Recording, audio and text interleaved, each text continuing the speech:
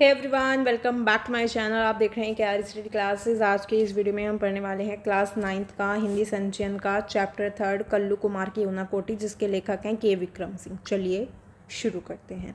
यहाँ पर सबसे पहले मैं आपको बताना चाहूँगी कि इसके जो लेखक हैं के विक्रम सिंह, वो यहाँ पर अपनी त्रिपुरा यात्रा का वर्णन करते हैं और यहाँ पर त्रिपुरा के जो व्यक्ति हैं, धर्म, दर्शनीय स्थल, उन सब का यहाँ पर वो वर्णन करते हैं।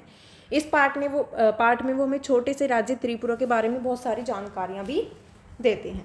तो जो पाठ है वो शुरू होता है। जो लेखक हैं वो सूर्योदय के समय उठते हैं, चाय और अखबार लेकर सुबह का आनंद लेते हैं। एक दिन जो लेखक की नींद है वो बिजलियों के कड़कने से खुल जाती है, चमकने से, और बादलों की जो गर्जना है उसकी वजह से कान फोड़ आवाज़ से उनकी नींद खुल जाती है। और इस दृश्य ने उन्हें दिसंबर 1999 की घटना, जब वो ऑन द रोड शीर्षक की टीवी श्रृंखला बनाने के सिलसिले में त्रिपुरा की राजधानी अगरतला की यात्रा पर गए हुए थे, उसकी याद दिला देती है। ठीक है, ये जो दृश्य होता है, यानी कि ये जो बिजलियों का चमकना, बादलों का गरजना, ये सब उन्हें इस यात्रा की याद दिला देता है। श्रृंखला का मुख्य जो उद्देश्य होता है वो त्रिपुरा की जो राष्ट्रीय राजमार्ग है 44 से यात्रा करने और राज्य के जो विकास संबंधी गतिविधियां हैं उनके बारे में जानकारी देना होता है। ठीक है, त्रिपुरा के राज्य की जो जनसंख्या होती है वो 34% है, जो कि काफ़ी ज़्यादा ऊंची है। और ये राज्य बांग्लादेश से 3 तरफ से घिरा हुआ है। एक तरफ से भारत के 2 राज्य मिजोरम और असम इससे सटे हुए हैं। त्रिपुरा सोनूपुरा, बेलोनिया, सबरूम, कैलाश शहर त्रिपुरा के महत्वपूर्ण शहर हैं। और यहाँ पर जो बांग्लादेश है वो इसके करीब है। अगरतला भी सीमा चौकी से 2 किलोमीटर दूर है। बांग्लादेश, असम, पश्चिमी बंगाल के क्षेत्रों से लोगों की भारी आवक ने यहाँ की जो जनसंख्या है उसको असंतुलित कर दिया है, जो त्रिपुरा में आदिवासी असंतोष की मुख्य वजह है। पहले 3 दिन जो लेखक हैं वो अगरतला और उसके नज़दीक की जो जगहें हैं वहाँ पर शूटिंग करते हैं। उज्जयंत महल अगरतला का जो मुख्य महल होता है, जिसमें कि अब वहाँ की जो राज्य विधानसभा है वो बैठती है। त्रिपुरा में भारी लोगों के आने से समस्याएं बहुत ज़्यादा पैदा होती हैं, लेकिन इस कारण ये जो राज्य है ये बहुधार्मिक समाज का उदाहरण भी बना है। त्रिपुरा में 19 अनुसूचित जनजातियाँ और विश्व के 4 बड़े धर्मों का प्रतिनिधित्व मौजूद है। अगरतला के बाद जो लेखक हैं वो टिलियामुरा कस्बा पहुंचते हैं, जो कि एक विशाल गांव होता है। यहाँ पर जो लेखक की मुलाकात है वो हेमंत कुमार जमातिया से होती है, जिन्हें कि 1996 में संगीत नाटक अकादमी पुरस्कार द्वारा पुरस्कृत भी किया जाता है। ये जो कोक बारोक बोली है उसमें गाते हैं, तो जो त्रिपुरा की कबीलाई बोलियों में से एक मानी जाती है। हेमंत ने हथियारबंद संघर्ष का रास्ता छोड़कर चुनाव लड़ा और जिसमें कि वो जिला परिषद के सदस्य बने। जिला परिषद ने लेखक के जो शूटिंग यूनिट है उसके लिए एक भोज का आयोजन भी किया था, जिसमें कि उन्होंने सीधा साधा खाना उनको परोसा था।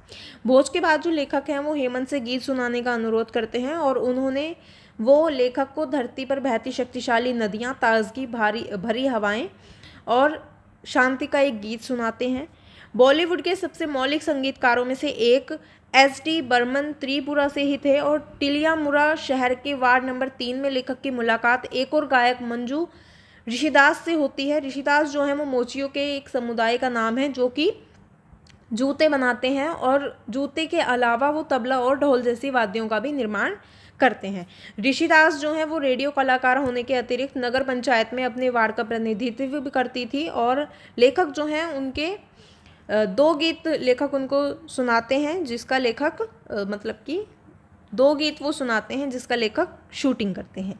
टिलियामुरा के बाद जो त्रिपुरा का हिंसाग्रस्त इलाका है वो शुरू हो जाता है। लेखक वहाँ से सीआरपीएफ की हथियारबंद गाड़ी में मनु कस्बे की ओर चल पड़ते हैं। मनु कस्बा जो है वो मनु नदी के किनारे स्थित होता है। शाम के समय वो लोग जो है मनु कस्बा पहुँचते हैं और वो लोग वहाँ पर उत्तरी त्रिपुरा जिले में पहुंच जाते हैं। वहाँ पर लोकप्रिय घरेलू गतिविधियों में से एक होता है अगरबत्तियों के लिए बांस की जो पतली पतली सीकें हैं उनको तैयार करना।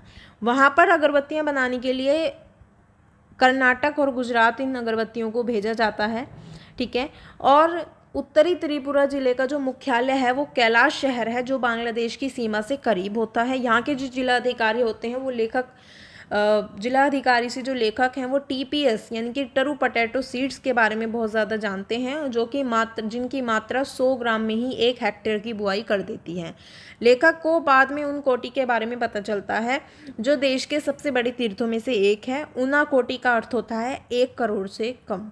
ठीक है, उनाकोटी का क्या अर्थ होता है? 1 करोड़ से कम, जो कि आपके चैप्टर के नेम में नाम आया है। और दंत कथा के अनुसार उनकोटी में शिव की 1 करोड़ में से 1 मूर्ति कम है। विद्वानों के अनुसार ये जो जगह है वो 10 वर्ग से किलोमीटर इलाके से ज़्यादा में फैली हुई है। पहाड़ों को अंदर से काटकर मूर्तियों का निर्माण किया गया है। एक विशाल चट्टान पर गंगा अवतरण की कथा को चित्रित भी किया गया है। और यहाँ पर इन आधार मूर्तियों का निर्माता जो है वो कौन है ये नहीं पता है, लेकिन आदिवासियों के अनुसार इन मूर्तियों का जो निर्माता है वो कल्लू कुमार था। कल्लू जो है वो पार्वती का बहुत बड़ा भक्त था और शिव पार्वती जी के साथ कैलाश जाना चाहता था। पार्वती के जोर देने पर शिव जो हैं वो कल्लू को ले जाने के लिए तैयार हो जाते हैं, परंतु उन्होंने शर्त रखी थी कि एक रात में कल्लू कुमार को शिव की 1 कोटि मूर्तियां बनानी होंगी। कल्लू रात भर काम करता रहा, परंतु सुबह में उसकी मूर्तियों की संख्या 1 करोड़ में से 1 कम निकली। इसी बात का बहाना बनाते हुए शिव ने कल्लू कुमार से अपना पीछा छुड़ा लिया और कैलाश चले गए। इस जगह की जो शूटिंग है उसको करते हुए लेखक को 4 बजे, जो लेखक हैं वो 4 बजे गए और उनाकोटी में अंधेरा छा गया था। बादल गरज गरज कर बरसने लगे थे। आज का जो गर्जन है वो लेखक को 3 साल पहले उनकी जो उनाकोटी के गर्जन और उनकी जो यात्रा होती है उसकी याद दिला देता है।